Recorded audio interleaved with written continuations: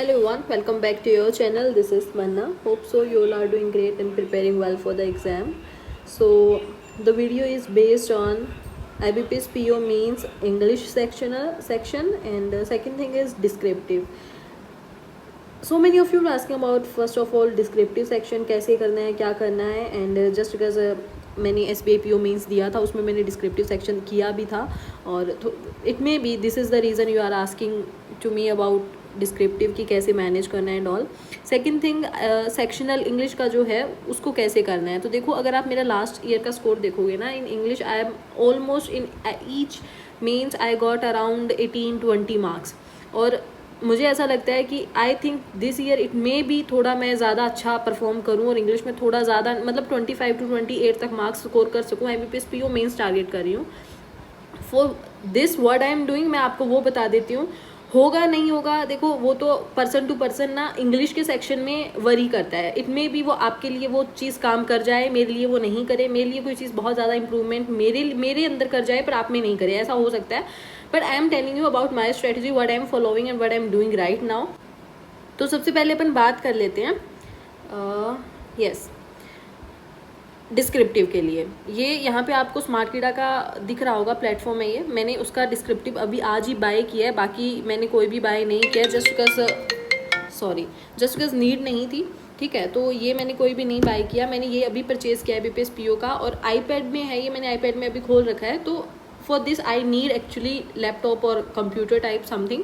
तो वो उस पर मैं प्रैक्टिस करूँगी. तो कल ये वाले मॉक मैं लगाऊंगी. ये वाला तो बिल्कुल फ्री है, आप कोई भी जाकर लगा सकते हो अगर आपको लग रहा है जो भी है. फर्स्ट तो स्टेप यही रहेगा, आप डेली का डिस्क्रिप्टिव का एक सेक्शन आधा घंटा आपको लगने वाला है, आप लगाओ. सिंपल समझ में आ रही है, आप लगाओ. तो उससे स्पीड मैनेज हो जाएगी. आपको टाइम उसी टाइम पे आपको कितना सोच कर लिखना है, कितना आप जल्दी कर सकते हो उन चीज़ों को, वो थोड़ा सा एक होता है ना इम्प्लीमेंट कितनी जल्दी कर सकते हो. पता सबको सब होता है कितना क्या लिखना है, उनको टाइम बस टाइम मिलना चाहिए ना. पर ऐसा नहीं है, टाइम भी वहाँ लिमिट रहेगा. तो मॉक तो डेली एक लगाना ही लगाना है अभी से, क्योंकि अभी आपके पास ज़्यादा डेज है नहीं. डेली मत लगाओ, ऑल्टरनेट पे डिस्क्रिप्टिव सेक्शन का मॉक लगाओ तो स्पीड मैनेज हो जाएगी. वो जो लास्ट में रहता है ना कि मैंने ये नहीं कर पाया, मेरे इतने वर्ड्स रह गए, ये वो तो दिक्कत कभी नहीं आएगी, क्योंकि मुझे भी नहीं आई है. सिंपल सा था. आप अगर मेरे पहले वीडियोस देखोगे डिस्क्रिप्टिव सेक्शन में ऑल्टरनेट डेज पे करती थी, 10 से 15 दिन पहले शुरू हो जाती थी. ठीक है. अब दूसरा ये टॉपिक देखो, डिस्क्रिप्टिव सेक्शन में कौन कौन से टॉपिक्स आ सकते हैं वो अभी ना पता है टाइम टू टाइम वीडियोस वगैरह यूट्यूब पे आना शुरू कर जाएंगे. तो वो आप बस पढ़ के जाना, रीड गो थ्रू होकर जाना. बाकी वहाँ जितनी ज़्यादा सिंपल इंग्लिश आप यूज़ करोगे लिखोगे उतना ही आपके लिए वो हेल्पफुल बेनिफिशियल रहेगा. बाकी ज़्यादा इंग्लिश मारने के चक्कर में ऐसा नहीं हो मार्क्स कट हो जाए, क्योंकि AI ही चेक करेगा. तो नॉर्मल आपको लिखना है, रिलेवेंट हो जो टॉपिक के. ठीक है, फिक्स मत लिख कर आना, क्योंकि ये गलती मैंने करी हुई है लास्ट टू लास्ट ईयर और बहुत गंदी तरीके से भाई ऐसा हुआ था. डिस्क्रिप्टिव में मेरे मार्क्स आए थे. तो फिक्स तो कुछ भी लेकर मत चलना. ठीक है. अब बात कर लेते हैं मेंस इंग्लिश के लिए. तो what I am doing right now for the mains English. तो इसके लिए मैं अभी सेक्शनल लगा रही हूँ, अलग से लगा रही हूँ. जस्ट बिकॉज सिंपल सी चीज़ है ना. अभी जैसे मैंने ये वाले सेक्शनल के इंग्लिश लगा लिए हैं, लेट मी शो यू. आज मैंने लगाया था क्योंकि काफ़ी डेज बाद मैंने आज थोड़ा सही से स्टडी हुई है. पेपर ऊपर सारे हो गए थे, अभी कल या परसों 2-3 दिन से थोड़ा सही होना शुरू है. तो अभी मैंने सोचा इंग्लिश का सेक्शनल और इंक्लूड कर लेती हूँ.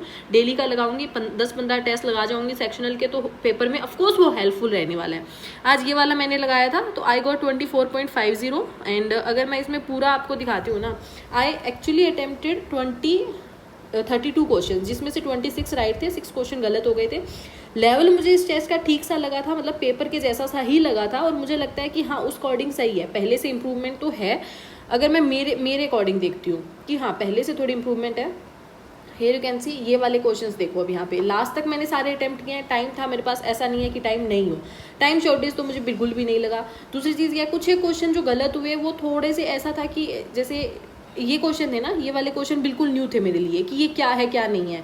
तो इसमें मैंने शायद अटेम्प्ट भी एक ही किया, नहीं ये 3, हाँ एक लीव कर दिया था मैंने, मुझे नहीं समझ में आ रहा था. ये क्वेश्चन गलत हो गया मुझसे. और बाकी तो देखो ये कनेक्टर्स वाले हो जाते हैं, कभी कभी नहीं समझ में आता है. और सॉरी इसमें ये अच्छा ठीक है.